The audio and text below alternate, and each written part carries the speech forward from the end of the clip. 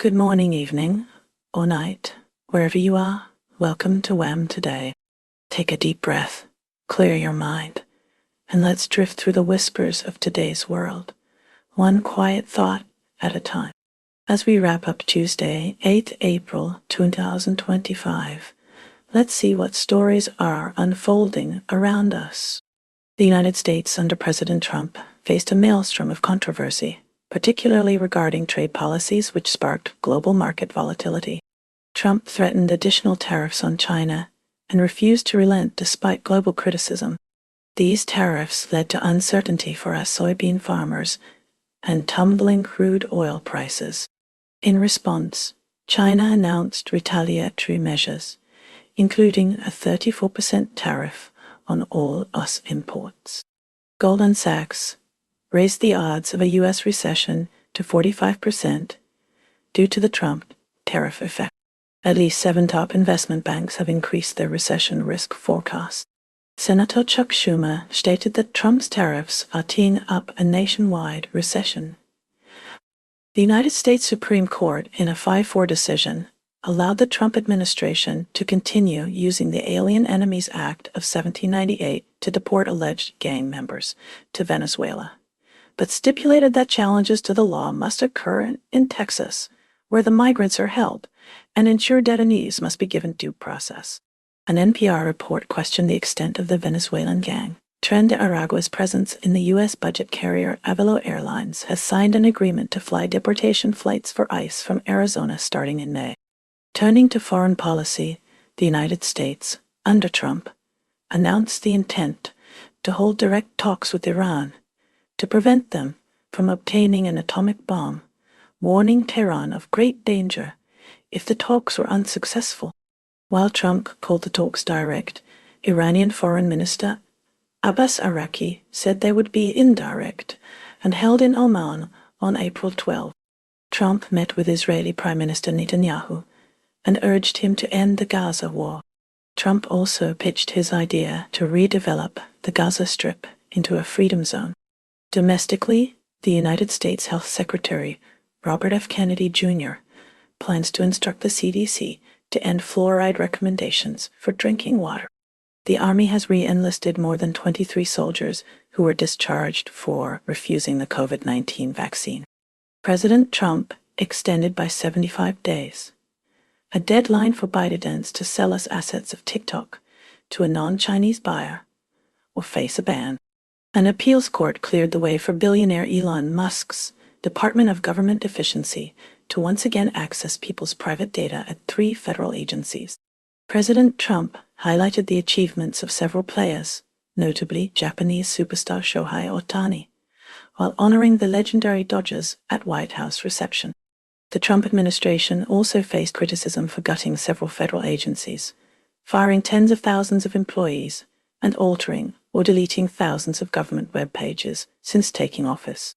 Caribbean leaders, including Barbados PM Mia Mottley, responded to President Trump's import tariffs by asserting that the Caribbean is a friend to the U.S., not an enemy. Mottley invited Trump to engage in talks to keep prices down, emphasizing the small impact Caribbean economies have on the U.S. China faced renewed trade tensions as President Trump threatened additional tariffs, prompting Beijing to pledge to fight trade salvos to the end.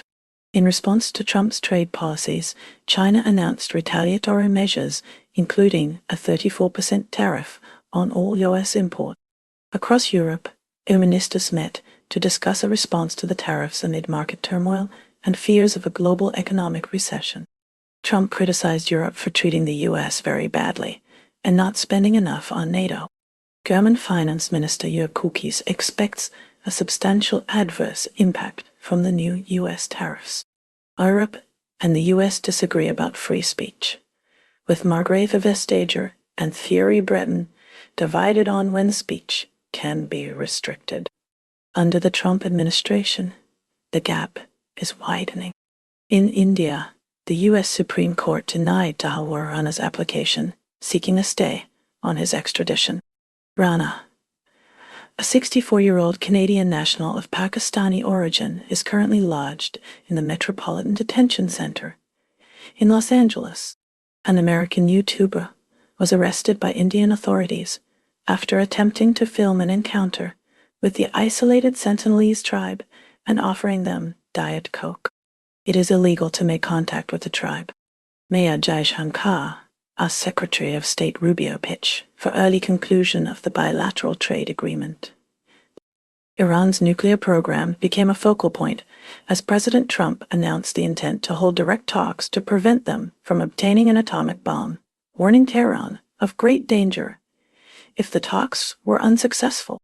While President Trump called the talks direct, Iranian Foreign Minister Abbas Araqi said they would be indirect and held in Oman on April 12. Israel saw President Trump meet with Prime Minister Netanyahu, urging him to end the Gaza war. Trump also pitched his idea to redevelop the Gaza Strip into a freedom zone. New Mexico's governor has signed a bill to create a turquoise alert for missing Native Americans in New Mexico. South Sudan is experiencing mounting troubles, exacerbated by the Trump administration's revocation of visas held by South Sudanese nationals, adding to the nations facing the threat of renewed war. Ukraine's future and European security are existential questions for the alliance. Tensions escalate in Gaza as Israel's military actions result in significant casualties and widespread destruction. An Israeli airstrike on a tent camp in Khan Yunis killed 10 people, including journalist Ahmed Mansour, and injured dozens. Separate strikes on tents outside 2 hospitals in Gaza resulted in additional deaths and injuries, including reporters and medics. Israeli soldiers have testified to creating a kill zone along Gaza's perimeter by razing homes, factories, and farmland. A 14-year-old Palestinian teen was allegedly fatally shot by Israeli forces. The Palestinian Red Crescent Society reports that 15 medics killed in Gaza last month were shot in the upper body with intent to kill. Video footage has emerged of a paramedic calling the deaths of the 15 rescue workers a full-fledged war crime. The New York Times interviewed 2 people who described being detained by Israeli soldiers and witnessing them opening fire on ambulances and a fire truck, killing 15 medics in Gaza.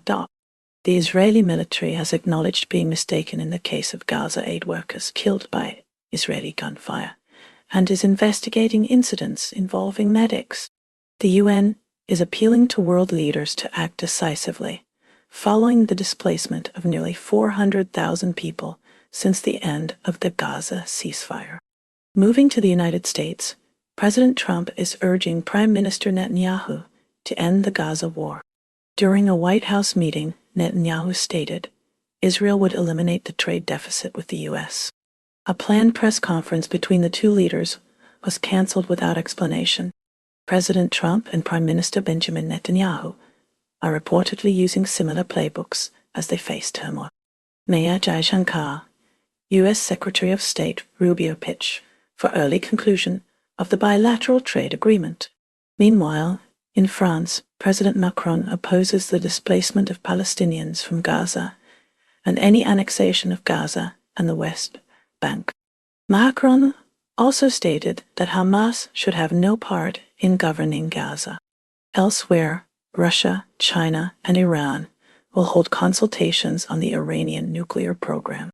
Finally, in the United Kingdom, ministers and over 70 MPs showed support for Yuan Yang and Abtisam Mohammed, 2 MPs who were denied entry to Israel. Health Secretary Wes Streeting and Chief Secretary to the Treasury Darren Jones joined the photo call organized by Rochdale MP Paul Walk. China has faced strong condemnation from the United States regarding its trade policies, with President Trump threatening additional tariffs. Beijing views these threats as blackmail and a mistake on top of a mistake, accusing the U.S. of unilateralism, protectionism, and economic bullying. The Ministry of Commerce has vowed to resolutely strike back against any further U.S. tariffs. In response, China announced an 11-point retaliation package, including matching 34% tariffs on American goods, export controls on critical rare earth minerals, and the blacklisting of 16 American entities for trade restriction. Despite the trade war, China downplays its economic impact and is censoring internal criticism. Several Chinese state funds have intervened to support the stock market in Hong Kong, Shanghai, and Shenzhen. The People's Bank of China has added a column to its website listing entities at high risk for money laundering. Microsoft will cease work on Microsoft projects in China, owing to geopolitical shifts and changes in the global business environment. President Xi Jinping's coming visit to Malaysia, Cambodia, and Vietnam has turned attention to China as a potential economic stabilizer. Turning to the United States, President Trump has threatened China with additional tariffs, including a potential 50% increase if Beijing does not retract its retaliatory 34% tariff on U.S. goods, dismissing global market jitters. These actions have raised concerns on Wall Street, with analysts warning of significant damage to global supply chains from an intensified trade war. Meanwhile, South Korea is preparing to set an election date following President Yoon's removal. Elsewhere, members of the Trans-Pacific Trade Bloc may be more inclined to allow China to join, as they look to counter US tariff threats, analysts say. The mineral-rich Democratic Republic of Congo is considered China's pot of gold at the end of the standard gauge railway. Copper has become a geopolitical flashpoint in the race for clean energy dominance. Japan is pioneering innovative solutions to societal challenges, including deploying 3D-printed train stations in remote areas like the Hatsushima station in Harada, assembled in just 6 hours. To mitigate risks from potential disasters like the Nankai Trough earthquake, the government is encouraging manufacturers to diversify their production bases. Emperor Naruhito commemorated the 80th anniversary of the Battle of Iwo Jima, visiting the island to honor the fallen. The 80th anniversary of the sinking of the battleship Yamato was also observed, remembering the heavy loss of life off Cape Onomizaki. In Ofunato, officials have declared that the forest fire is no longer a risk. The University of Tokyo has developed an AI tool to identify rocks on asteroids. The performance of Bank of Japan Governor Yuda Kazuo is under evaluation after 2 years of normalizing monetary policy. Police suspect a pair of individuals of assisting a North Korean worker posing as a Japanese citizen, allegedly involved in illicit foreign currency acquisition. The Yamaguchi-gumi crime syndicate has pledged to end its conflict with the Kobe Yamaguchi-gumi. Ryosei Akazawa will lead tariff talks with the U.S. Japan's stock market has seen significant volatility. The Nikkei initially fell to a 1.5-year low due to bank share declines and concerns over U.S. tariffs, but later rebounded sharply, boosted by U.S. tech stocks. The broader topics also rose considerably. Markets are optimistic about a breakthrough in tariff talks with the U.S., placing Japan in a potentially favorable position. President Trump suggested Japan is eager to negotiate tariff deals, and Japan responded to the new tariffs with a polite request for discussion. A bar district in Yokohama is implementing a color-coded wristband system to help patrons gauge the mood for interaction.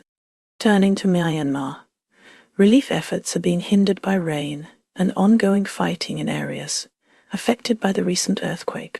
Finally, Kubit is a musical group composed of Daoko, Nagai Saichi, Kitit, Suzuki Masato, Ba, Amimori Shohei, T, and Oi Katsuya Dubder. Sri Lankan Gethmina Dainithika commands the kitchen of a roadside ramen restaurant in the historic castle town of Uda.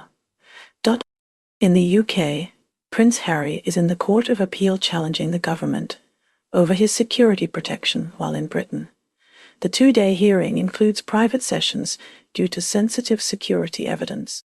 Labour Prime Minister Keir Starmer is standing by his manifesto pledge not to raise taxes amidst tariff concerns, acknowledging no one is pretending tariffs are good news, while describing the Trump tariffs as the beginning of a new era. Richard Harpin, founder of HomeServe, has ceased donations to the Conservative Party, potentially leading to the closure of its northern headquarters, a significant setback for Kemi Badenoch.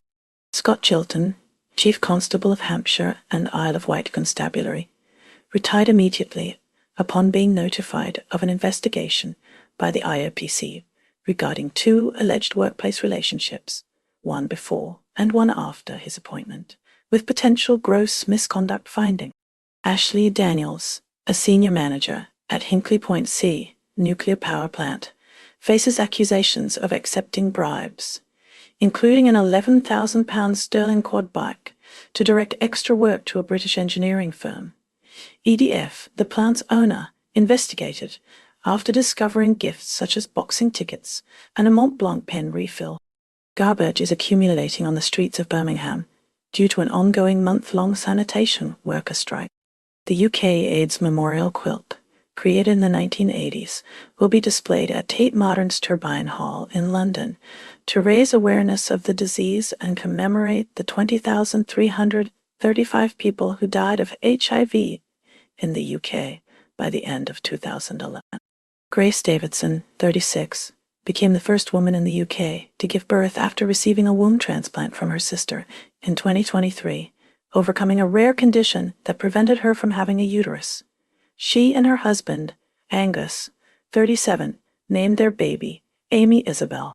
King Charles, 76, proceeded with a state visit to Italy, shrugging off a recent health scare following a brief hospital admission for temporary side effects from cancer treatment.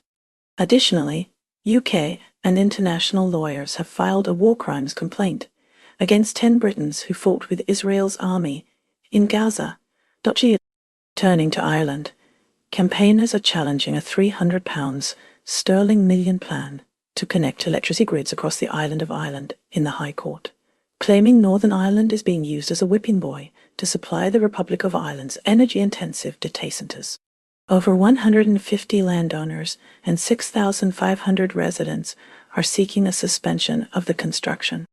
Australia is currently grappling with a weakening dollar, which has hit a low of 59.64 US cents due to global recession fears and concerns over potential tariffs proposed by Donald Trump. This economic downturn has led to a $160 billion loss on the Australian Securities Exchange, ASX. Opposition leader Peter Dutton claims the Labour government's budget decisions are pushing Australia towards a recession, while Treasurer Jim Chalmers insists the country is prepared for the fallout from these tariffs. Dutton has also proposed reducing international student numbers by at least 80,000 to ease housing pressures, a claim disputed by the Property Council. Education Minister Jason Clare has warned that a Dutton-led government would interfere with school curriculums and potentially cut funding for independent and Catholic schools. The conflict in Gaza is also impacting Australian politics, particularly in electorates, with significant pro-Palestinian and pro-Israel populations. Public sector doctors in New South Wales are currently undertaking 3 days of industrial action. Legal case. In the ongoing Bruce Lehrmann defamation case, Lisa Wilkinson is challenging Justice Michael Lee's definition of consent as arguably archaic in his judgment. Lehrmann, who previously worked as a Liberal staffer, is appealing the ruling that he was not defamed by Network 10 and Wilkinson's 2021 interview with Brittany Higgins. Health. Prime Minister Anthony Albanese has announced a $1 billion funding boost for mental health initiatives, citing personal experiences to emphasize the importance of accessible treatment and counseling services. Sports. The Fiji men's rugby sevens team is set to compete against New Zealand, Australia, and Spain in the SVN's World Championship season finale in Los Angeles. Russia and Ukraine have both expressed interest in halting Black Sea hostilities, although uncertainties remain. Ukrainian naval personnel and entrepreneurs are skeptical of Kyiv's potential benefits from a truce, considering their success in repelling Russian ships and re-establishing commercial maritime activities. While President Putin has voiced support for a ceasefire with Ukraine, the Kremlin has cited unanswered questions concerning its implementation. As the conflict enters its 139th day, Russia claims to have unanswered questions about the ceasefire proposal. Ukraine is scheduled to dispatch a delegation to discuss the latest U.S. proposal for a minerals agreement. A Russian missile strike on apartment buildings and a playground in Kryvyi Rih, Ukraine, resulted in the deaths of 20 people, including 9 children. President Zelensky has acknowledged Ukrainian troop activity within Russia's Belgorod region, commending the unit's performance and stating, "We continue active operations in the enemy's border areas, and this is absolutely justified." Turning to the United States, President Trump has voiced his discontent with the sluggish progress of negotiations concerning the Russia-Ukraine conflict. Meanwhile, in Russia, President Vladimir Putin congratulated Alex Ovechkin on surpassing an NHL record. Ovechkin's previous support for Putin and his position on the war in Ukraine have attracted considerable attention. Global executions have reached a 9-year peak, soaring by 32% since 2023. Iran, Iraq, and Saudi Arabia were responsible for the majority of these executions in 2024. Amnesty International's data reveals that these 3 nations executed 1,380 individuals in the past year. Over 40% of these executions were for drug-related crimes. China, the world's leading executioner, is excluded from these figures. Turning to the United States, President Trump has announced upcoming nuclear talks with Iran. This announcement coincided with a visit from Israeli Prime Minister Benjamin Netanyahu at the White House. Trump, who withdrew from the previous Iran nuclear accord in 2018, has cautioned Tehran about facing great danger if nuclear program negotiations fail. Iran has previously been hesitant to negotiate directly with the U.S. regarding its nuclear ambitions. Trump has also threatened potential military action, including bombing, should Iran fail to negotiate. The EU has proactively addressed trade, security, and environmental concerns, notably offering the U.S. a 0-for-0 tariff deal on cars and industrial goods through Trade Commissioner Maros Shevchovich's proposal to US Commerce Secretary Howard Lutnick on February 19th, which is still available. In anticipation of potential tariff escalations, the EU is formulating countermeasures to protect European businesses, while France has suggested suspending all new US investments. The EU is also investing billions in Central Asia to diversify supply chains and lessen reliance on China, focusing on building local industry, promoting sustainable mining, and offering competitive deals. Studies further indicate alarming microplastic pollution levels in major European rivers. The EU's perspective on free speech differs from the US, highlighted by diverging views between former EU officials Margrethe Vestager and Thierry Breton, particularly under the Trump administration. France, with Emmanuel Macron at the helm, is actively promoting Europe's vision in the face of geopolitical instability and potential tariffs, especially given the absence of a formal German government. Hong Kong could facilitate greater cooperation between European countries and China by acting as a superconnector, provided the EU adopts a US +1 strategy. The European Union is facing increasing trade challenges, with 70% of its exports now subject to tariffs. Trade Commissioner Maros Shevchovich has called the situation difficult. The bloc is preparing to vote on retaliatory tariffs against the United States. Brussels seeks trade talks with Washington while planning countermeasures. Trade ministers met in Luxembourg to coordinate their response to US tariffs. Robert Habeck, Germany's outgoing economy minister, described US tariff calculations as flawed. He argued that globalization benefits all economies, including the United States. Given that auto manufacturing is Germany's largest industry and the United States represents its biggest export market, the EU is carefully considering future actions. Autopsies indicate that 15 Palestinian paramedics and civil emergency responders killed by Israeli forces in Gaza were intentionally shot in the upper body. The Palestinian Red Crescent Society seeks an independent international investigation of the March 23 attack in Rafah, southern Gaza. A new Palestinian envoy condemned the killings of Palestinians in Gaza and the West Bank, criticizing international media coverage and implicating Netanyahu.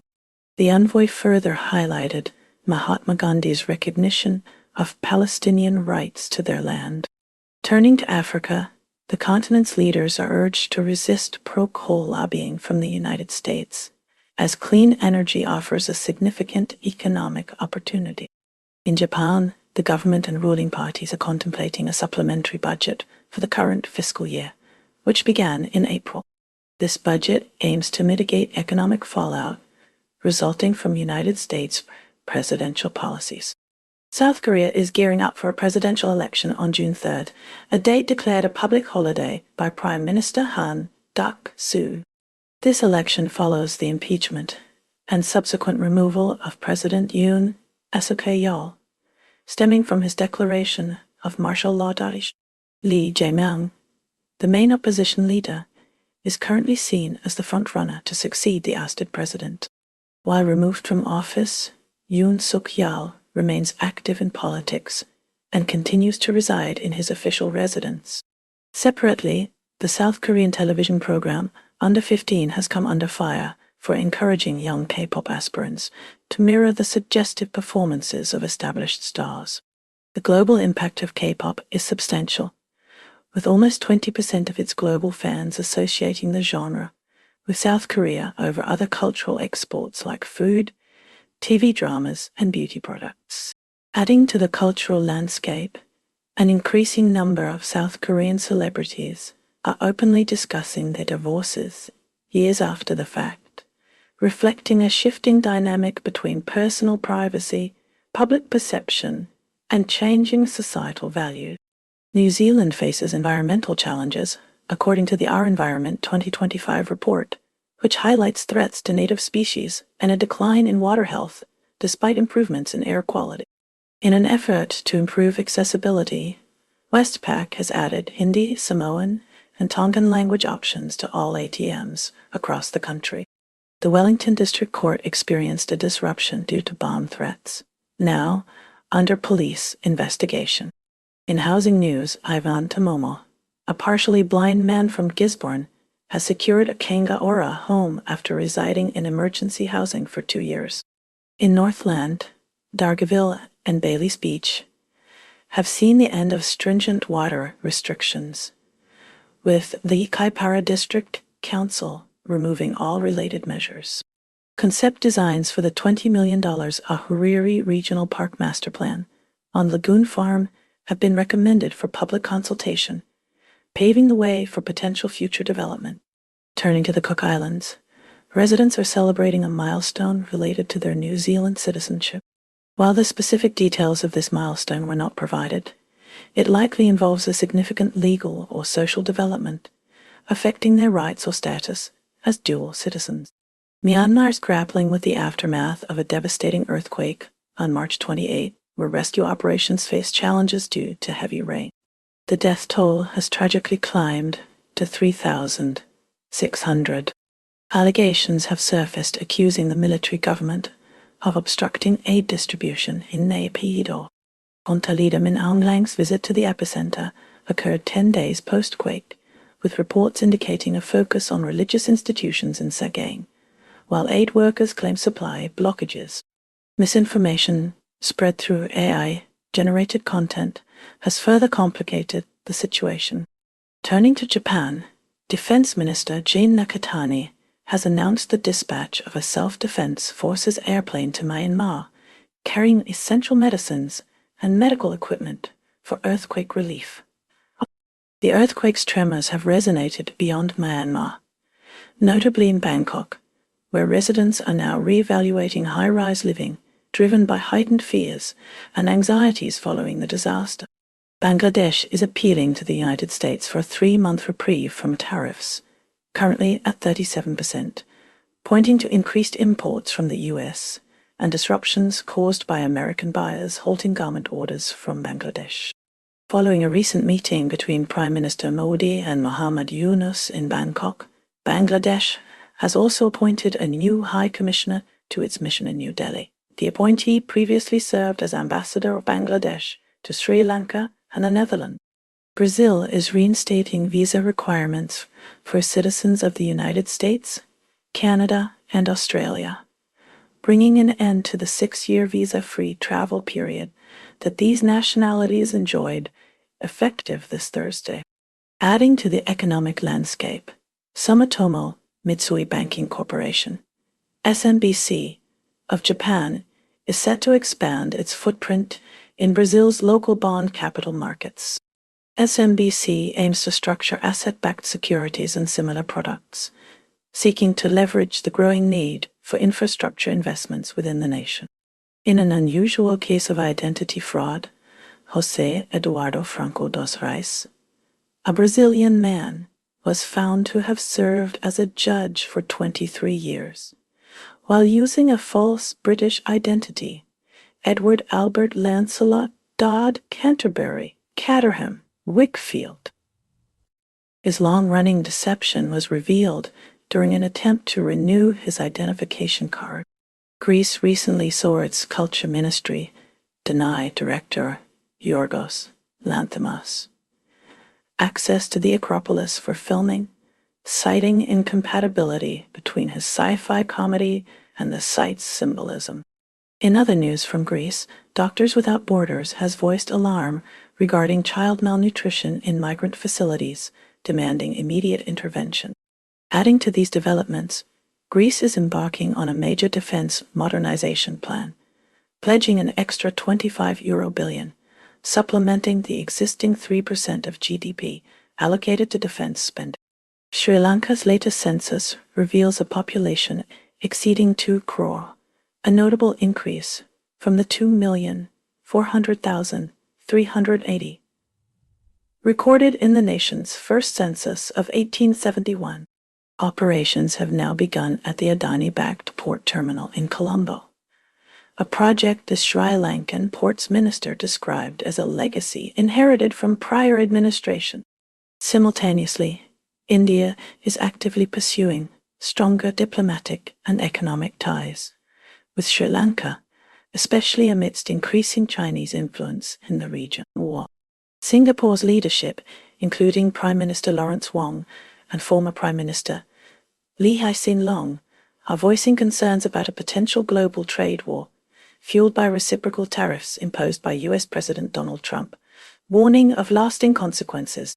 The country has also identified tycoon Robert N. Jiang, chairman of Sino Group, and his children as politically significant persons due to their involvement in committees linked to China's highest political advisory body, subjecting them to increased scrutiny.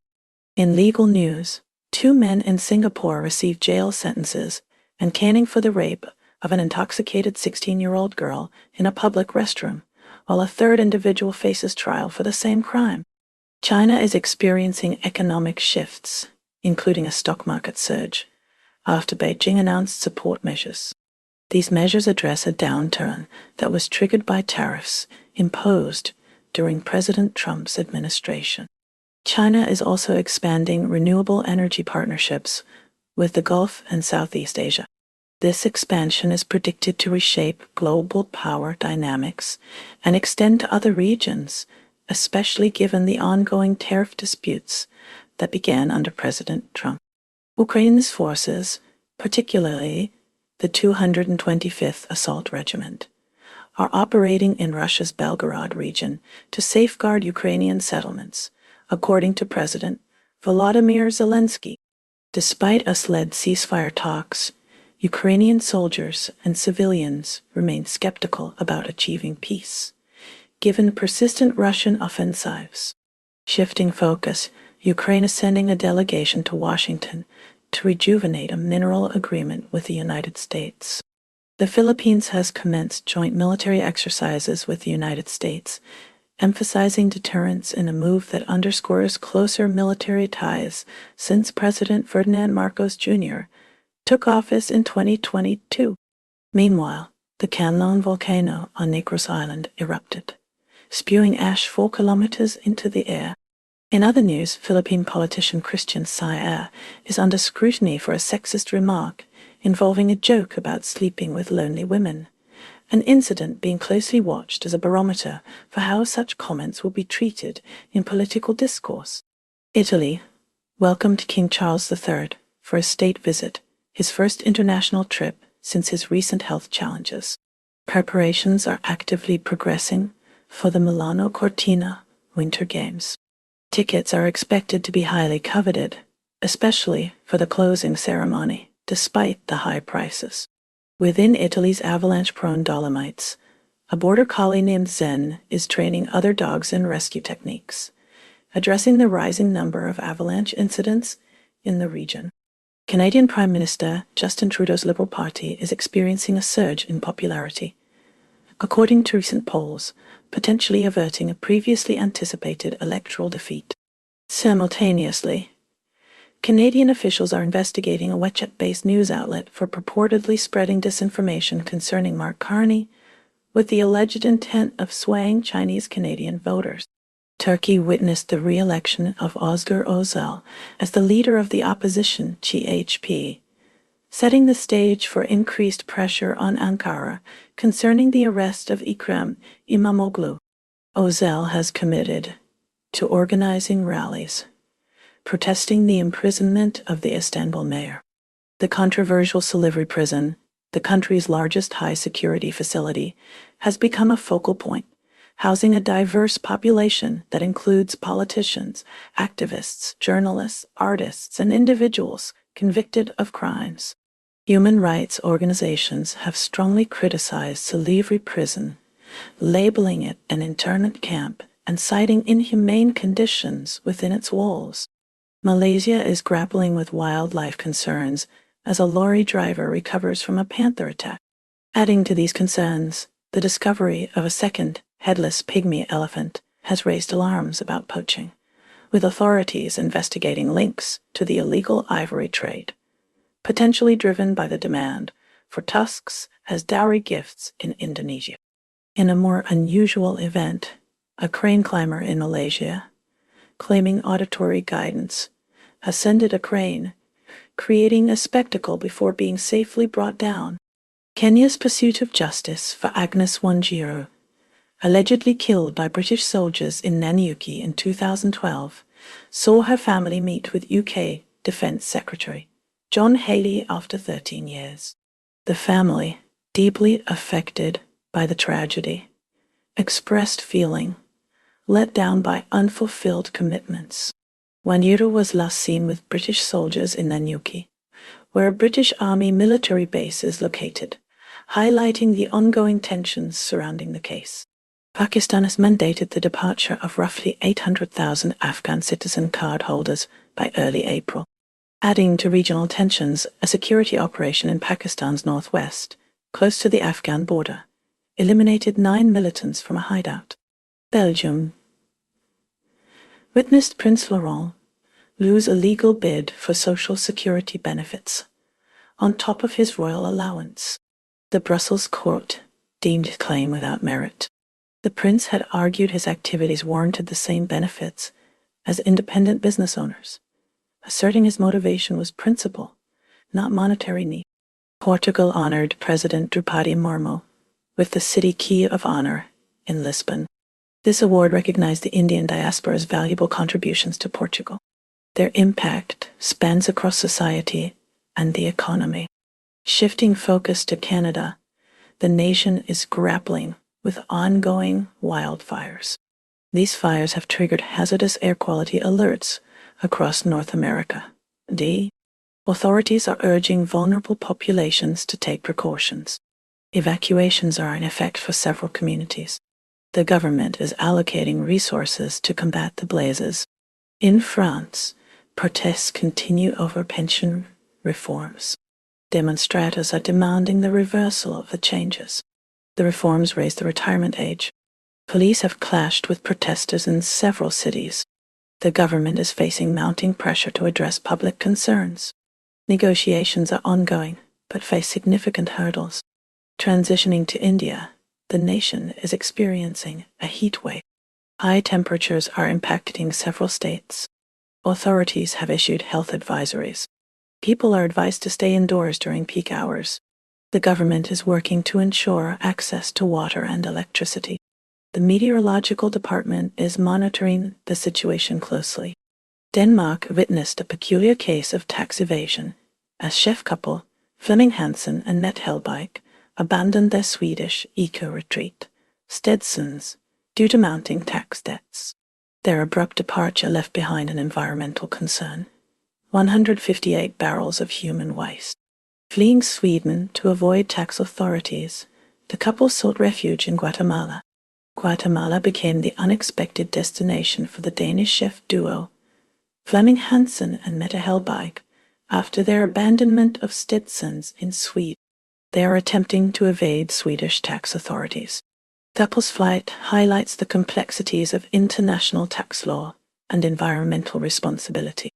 Sweden is now grappling with the environmental aftermath of Stedson's abandonment, specifically the disposal of 158 barrels of human waste.